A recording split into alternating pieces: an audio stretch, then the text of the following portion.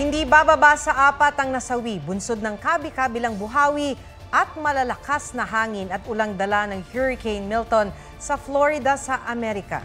Pati ang ilang Pinoy doon nasindak sa bagyo na nag-iwan ng matinding pinsala. May report si John Consulta.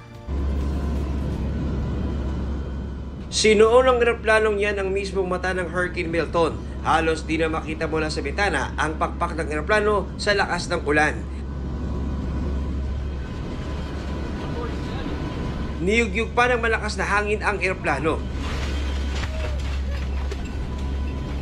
Nahulog tuloy ang ilang gamit sa loob. Napakawit naman ang mga pasaherong hurricane hunters o yung mga namamaligta ng data tungkol sa mga bagyo. Sa Gulf of Mexico, umabot sa halos 30 talampakan ng alon habang papalapit ang bagyo sa lupa. Paglandfall ng bagyo, tila dilubyo ang hatid sa Florida. Halos mabali ang mga puno. Isang bahay sa Tampa, Florida ang nabagsakan ng puno. Inilikas ang pamilyang nakatira roon. Sa St. Petersburg, gumuho ang malaking construction crane. Natuklap din ang bahagi ng bubong ng isang stadium. Binaha ang maraming lugar. Pinasok din ng baha ang isang restaurant. Sa Clewiston, nakuhaan pa ang tila namumuong buhawi. Ayon sa Florida Governor, di bababa sa 19 na buhawi ang nanalasa roon. Mahigit 100 bahay ang nasira.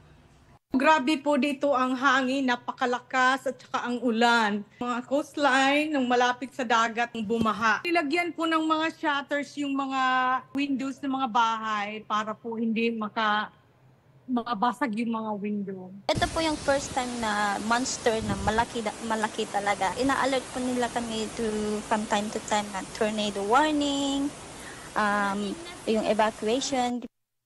Matapos dumaan ang bagyo, tumambad ang matinding pinsala. Ang mga sheriff car na yan nabagsakan ng bubong. Sa ulat ng Agence France-Presse, di bababa sa 4 ang napaulat na nasawi. Mahigit 3 milyong bahay at gusali ang nawala ng kuryente. Tinawag na third fastest intensifying storm on record sa Atlantic Ocean ang Hurricane Milton dahil naging Category 5 ito sa loob ng 24 oras. Nagbagad ng loob namang tumulong sa mga nasalanta ang global superstar na si Taylor Swift na nag-donate daw ng $5 milyon sa isang non-profit organization. Isang star-studded benefit concert din ang inorganisa. John Consulta, nagbabalita para sa GMA Integrated News.